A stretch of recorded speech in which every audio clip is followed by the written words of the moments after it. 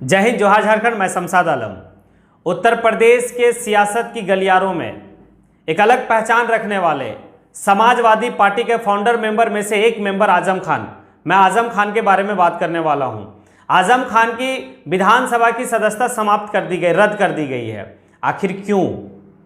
क्या वाकई में 2019 में वो हेट स्पीच दिए थे, नफरती भाषण दिए थे? क्या हिंदुस्तान में पहला वो लीडर हैं जो हेट स्पीच दिए हैं, जिनकी सदस्यता रद्द कर दी गई है?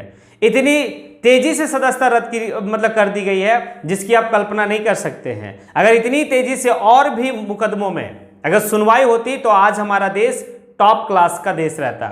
जितनी तेजी से आज आजम खान का सदस्यता रद्द कर दिया गया।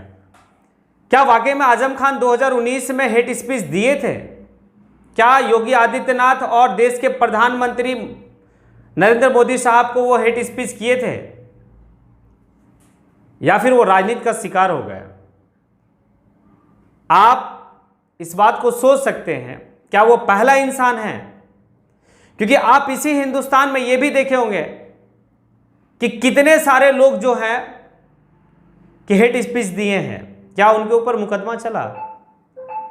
क्या उनके ऊपर उनकी सदस्यता रद्द हुई? अभी तत्कालीन कुछ माह पहले ही आप सुने होंगे नुपुर शर्मा, जो पूरा हिंदुस्तान में जो है कि एक अलग सा माहौल बन गया था। क्या हुआ नुपुर शर्मा का? उनकी तो जो है कि उसके ऊपर कोई कार्रवाई नहीं हुआ। और एक जो रामपुर सीट से हमेशा जीत कर आ रहे हैं, राजनीति का शिकार हो गए वो। चलिए देखते हैं। और यहां पर एक बात मैं और बताने वाला हूं आप सबों। अगर आप मुस्कुराकर नफरती भाषण अगर किसी सभा में देते हैं तो वो अपराधी का श्रेणी में नहीं आएगा, क्योंकि आप मुस्कुरा कर कह रहे थे। वो इसलिए मैं कह रहा हूं क्योंकि अनुराग ठाकुर, उनको इसलिए माफ कर दिया गया क्योंकि वो मुस्कुरा कर कह रहे थे। वो हेट स्पीच की श्रेणी में नहीं आएगा। हेट स्पीच की श्रेणी में जब आप गुस्सा होकर बोलेंगे तब आएगा। ये मैं नहीं कह रहा हूं, ये दिल्ली का हाई कोर्ट कह रहा है। तो बड़ा विडंबना है। अब देश के जाने माने एक पत्रकार हैं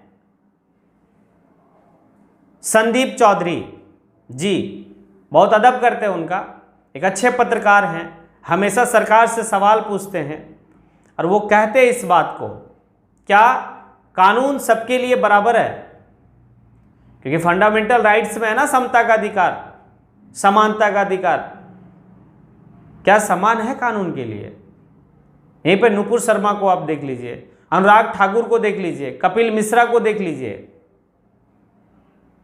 वो तो बहुत कुछ जो हेट स्पीच दिए, उनके ऊपर तो कभी कार्रवाई नहीं हुआ।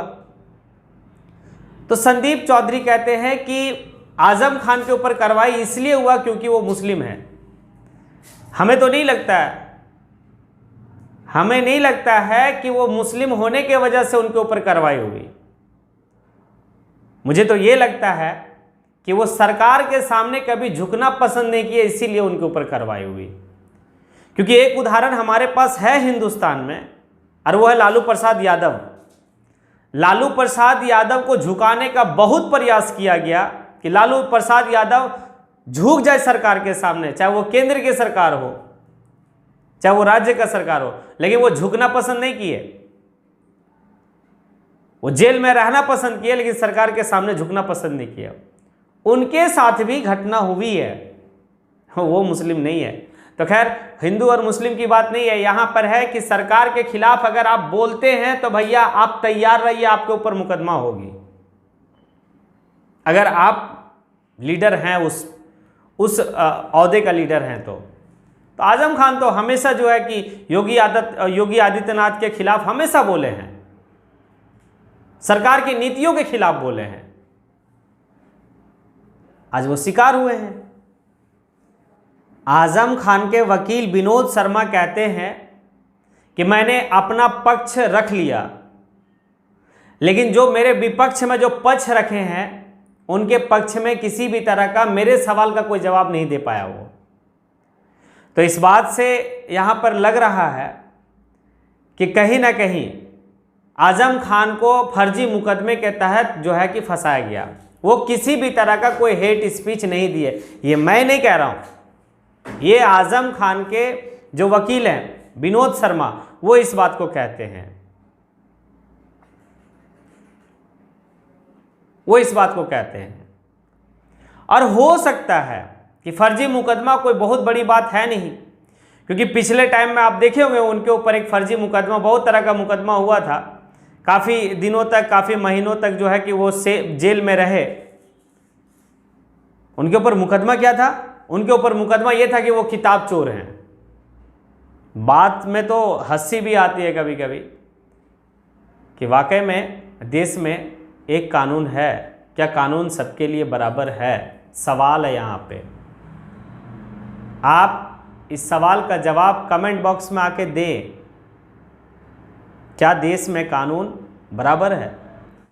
इसी के साथ मैं अपनी बात को यहीं पे समेटता हूँ। जय हिंद, जय भारत, जोहार झारखंड।